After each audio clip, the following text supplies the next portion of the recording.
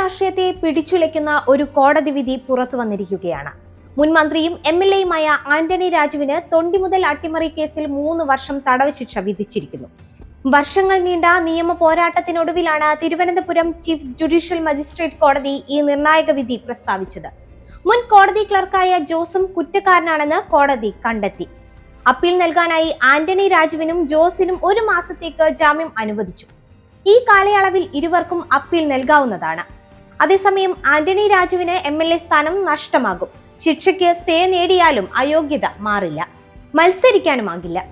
വിശ്വാസവഞ്ചന, ഗൂഢാലോചന, തെളിവ് നശിപ്പിക്കൽ, പൊതുസേവകന്റെ നിയമലംഘനം, വ്യാജരേഖ ചമയ്ക്കൽ തുടങ്ങിയ വകുപ്പുകൾ ചുമത്തിയാണ് പ്രതികൾ കുറ്റക്കാരാണെന്ന് കോടതി കണ്ടെത്തിയിരിക്കുന്നത്.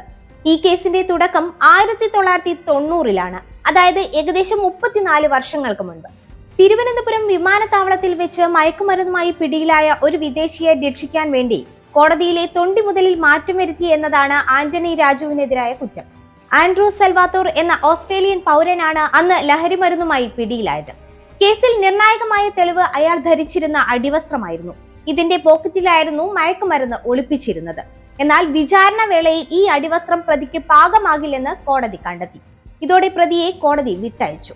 അന്ന് പ്രതിഭാഗം അഭിഭാഷകനായിരുന്ന ആന്റണി രാജുവും കോടതി ജീവനക്കാരനും ചേർന്ന് തൊണ്ടി മുതലിൽ വെട്ടിത്തിരുത്തൽ നടത്തി എന്നതായിരുന്നു പോലീസിന്റെ കണ്ടെത്തൽ. വർഷങ്ങൾ നീണ്ട വാദപ്രതിവാദങ്ങൾക്കൊടുവിലാണ് ഇപ്പോൾ വിധി പുറത്തു വന്നിരിക്കുന്നത്. 3 വർഷം തടവ് ശിക്ഷയ്ക്കൊപ്പം പിഴയും കോടതി വിധിച്ചിട്ടുണ്ട്. ഒരു ജനപ്രതിനിധി എന്ന നിലയിൽ ആന്റണി രാജുവിന് ഇത് വലിയൊരു തിരിച്ചടിയാണ്.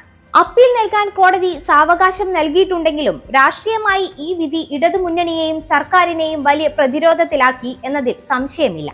വിധി വന്നതോടെ ആന്റണി രാജുവിന്റെ MLA സ്ഥാനത്തിന് എന്ത് സംഭവിക്കും എന്ന ചർച്ചയും സജീവമാണ്. 2 വർഷത്തിന് മുകളിൽ തടവ് ശിക്ഷ ലഭിച്ചാൽ ജനപ്രതിനിധികൾ അയോഗ്യരാക്കപ്പെടും എന്ന നിയമം നിലവിലുണ്ട്.